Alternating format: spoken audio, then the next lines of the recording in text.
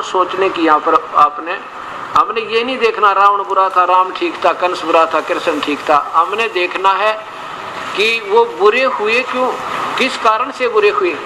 वो जैसे रावण को उनको गुरुदेव ऐसे मिले, और गुरुदेव ने आप देखो, रावण खुद ब्राह्मण जाति में और विद्या पढ़ा करता था, लेकिन फिर भी कितना वेद पढ़ लो, जब लोग संत से ही ना मिलेगा, इसका निष्कर्ष नहीं निकला आपते।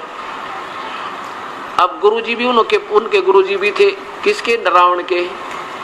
और गुरुदेव ने बता दिया कि बेटा ये सदाशिव है ना, महाशिव, ये बस सब कुल मालिक है, और इसका ओम नमः शिवाय मंत्र है, बेटे ले बेड़ा पार हो जाएगा, तो इसकी भक्ति कर ले। अब परमात्मा को चाहने वाली आत्माओं की कमी किसी युग में नहीं रही।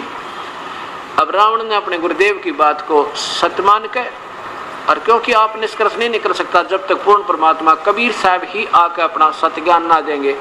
इतना ये सारे ऋषि आज तक सब फेल थे, उस परमात्मा की रजा से आज यह बात फिर समझ में आ रही है। तो क्या समझा रावण ने, गुरुदेव के आदेश से प्रभु के पाने की तरफ में और ओम नमः शिवाय का जाप करते करते, और यहाँ से 10 बार समर्पण कर दिया। एक बार कोई उंगली काट कर दिखा दो शिव के पुजारी, तो शिव जी को अपना इष्ट मान कर सर्वेश्वर महेश्वर कह उनके गुण भी गाते हैं और शिष्य भी बनाए बैठे, वो संत करके दिखा दो। एक उंगली नहीं काट कर भगवान के नमः चढ़ा सकते। और उस रावण ने एक गुरु गलत मिल जाने से, वो एक पुण्य आत्मा थी, और गुरु गलत मिल जाने से वो राक्षस कहलाया गया। अब जिस जमीन में कोई भांग बीज दे, जमीन का दोष क्या है बेचारी का, वो तो बीजने वाले की मूर्खता है। ये क्या कबाड़ बीज दिया, गेहूं बोने चाहिए थे, कि उसमें कणक बीजनी चाहिए थी, वह अच्छी होती।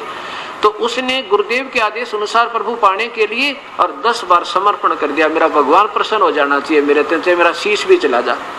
अब कहते हैं जो जाकी सरना बसे ताको ताकि लाज, और जल सोही मछली चढ़ जा बह जाती है गजराज।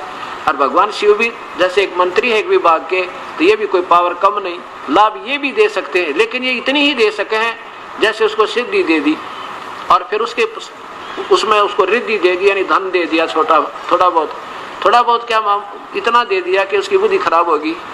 इतना दे दिया कि रावण के राज्य में ऐसे जैसे अपनी मंडियों में धान और गेहूं और कणक, यानी ये बाजरा ज्वार बिके ना, ऐसे वहां पर हीरे मोती बिका करते रावण के राज में।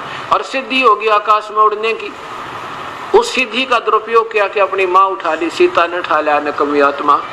अब हो गया राक्षस स्वभाव, आखिर में कुत्ते वाली मौत, बड़ा राक्षस कहलाया।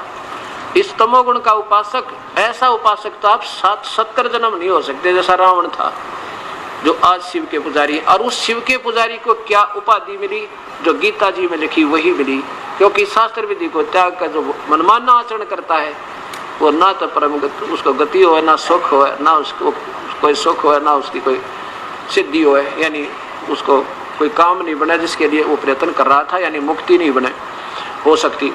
अब देखो 10 बार उसने शीश दिए, 10 बार भगवान ने वापस दे दिए। इतने ये भगवान वर्क डन ये दे सकते हैं, किया हुआ कर्म ही दे सकते हैं, और इसमें चेंज नहीं कर सकते, और ये बुद्धि ठीक नहीं कर सकते।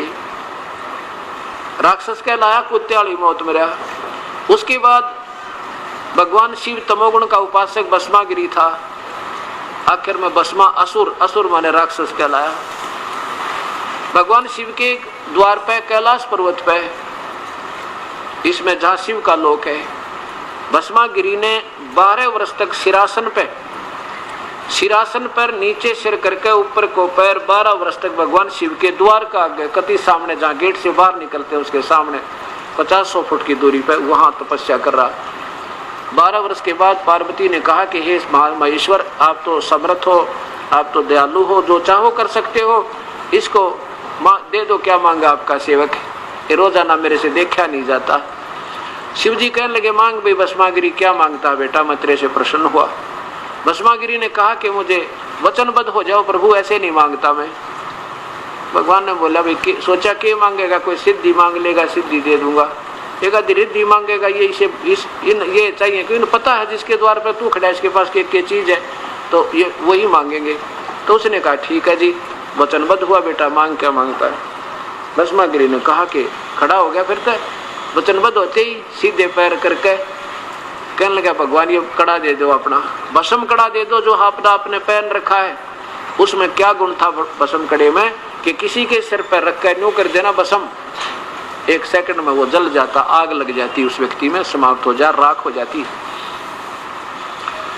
अब जब भस्म कड़ा हाथ में आ लिया ना भस्मागिरी के, जब कहने लगे बोले शिव जी होशियार, अब तुझे खत्म करूंगा। रे तेरा गजब भैया, बताओ क्यों खत्म करूंगा? कि पार्वती को अपनी पत्नी बनाऊंगा, तुझे मार डालूंगा। ये तपस्या तमोगुण की साधक के ये विचार है परमात्मा। फिर भगवान विष्णु ने उसको मारा, गंडथनाथ नचा का, ये आपको कथा बहुत सुन रखी है। तो कहने का भाव ये है कि भस्मा गिरी से भस्मा असुर हुआ, राक्षस होया और कुत्ते वाली मौत मरा, फिर गधा बनेगा। तो यही बताया है कि तीनों गुणों के उपासक आसुर भाव को धारण किए हुए, आसुर राक्षस मनुष्यों में नीच और दूषित कर्म, भक्ति के गलत कर्म है ये जो ये कर रहे हैं, और मूर्ख मुझे भी ना बचते। अब रजोगुण का उपासक कौन था? हिरण्यकशिपु, ब्रह्मा की साधना की थी। ये तीनों भगवान एक जैसी पावर के हैं। जैसे मंत्री होते हैं ना, मंत्री, वो एक रैंक होता है उनका, सेम पावर होती है। अब ब्रह्मा की साधना करके उससे भी इसने सिद्धि मांग ली। हिरण्यकशिपु ने सुबह मरू ना शाम, रात मरू ना दिन में, पशु से ना पक्षी से, तो तथास्तु भाई ठीक है, लेकिन फिर राक्षस बन गया।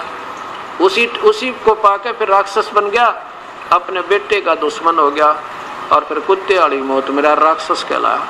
ऐसे ही वशिष्ठ, जिसने विश्वामित्र ने भगवान विष्णु की साधना की थी और अपने साथी वशिष्ठ मुनि के 100 पुत्रों की, मासूम बालका की कसाई की तरह ये प्रवचन करते हुए मेरे कालजे में जो धड़क धड़क हुए परमात्मा, संत को आवे और हत्या कर दी एक मासूम बालका की, निर्दोषों को मार डाला। और फिर तो सतोगुण के उपासक विष्णु के उपासक थे।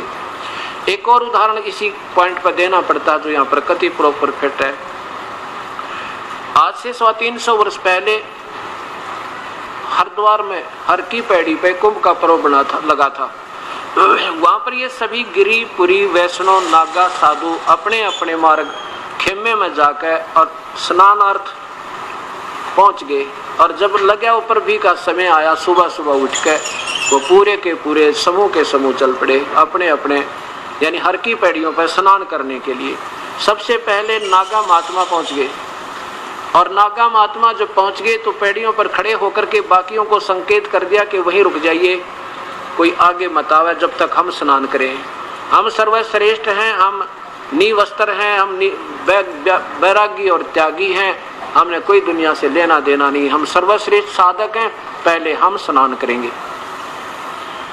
अब वैष्णव साधु सतोगुण के उपासक सबसे पहले आए, और ये तमोगुण के उपासक नागा शिव के, तमोगुण के उपासक शिव के ये नागा, कनपाड़े, नाथ, गिरी, पुरी, ये सारे उसी के हैं। और वैष्णव विष्णु जी के उपासक वो आए सबसे आगे। उनके बाद आगे कहने लगे कि खबरदार जब तुमने जल में पैर दिया था, हम पहले नहाएंगे क्योंकि हम वैष्णव साधु हैं, हम बिल्कुल बहुत ही श्रेष्ठ हैं, और तुम काहे के श्रेष्ठ हो? तुम पशु की तरह नंगे फिरते हो, बिल्कुल निवस्त्र रहते हो नागा, और नहाना ना धोना, राख लपेट रखी तुमने शरीर पर, और टट्टी के हाथ भी ना धोते, गलीजो तुम बाहर निकलो, खबरदार जब पहले नहाए थे। अब नहाना धोना तो भूल बाल गए, स्नान सनून तो गया कुएं में, और मुक्का उसकी लटा पकड़ रहा, उसकी दाढ़ी पकड़ रहा, फिर तलवार निकाल लिया, छुरी। कहते हैं 25,000 ये जिनको दुनिया संत कहे, पशुओं की तरह लड़के, बच्चों की तरह लड़के, और कत्लेआम हो गया वहाँ पर। 25,000 आदमियों का कत्लेआम, वह पर भी तो गई बाढ़ में, और वहाँ पर खून की नदी बहा दी है परमात्मा। अब यहाँ परमेश्वर कबीर साहब कहते हैं कि तीर तुपक तलवार कटारी जमदड़ जोर बदावे हैं, और हर पैड़ी हर हेत न जाना, और वहां जा तेग चलावे हैं, काटे शीश नहीं दिल करुणा, ये जग में साध कमावे हैं, और जो जन इनका उपदेशी हो जाए परमात्मा, कहते उनको भी नरक ले जावे हैं। ये है वो वास्तविकता। ये भी व्यर्थ की साधना है, यानी शास्त्र विरुद्ध साधना है। ये भी वैदा है, वैधे से भेद अलैदा, ये भी शास्त्र विरुद्ध साधना। कहने का भाव ये है, ये विचार करना पड़ेगा, हमने मजबूर होना पड़ेगा आपने कि तुम किन महापुरुषों के आड़ लिए बैठे जो आप ही शास्त्र विरुद्ध साधना करके स्वयं नरक के भागी होंगे, क्योंकि वो गीता प्रमाण देती है। अब इसके बाद फिर देखिए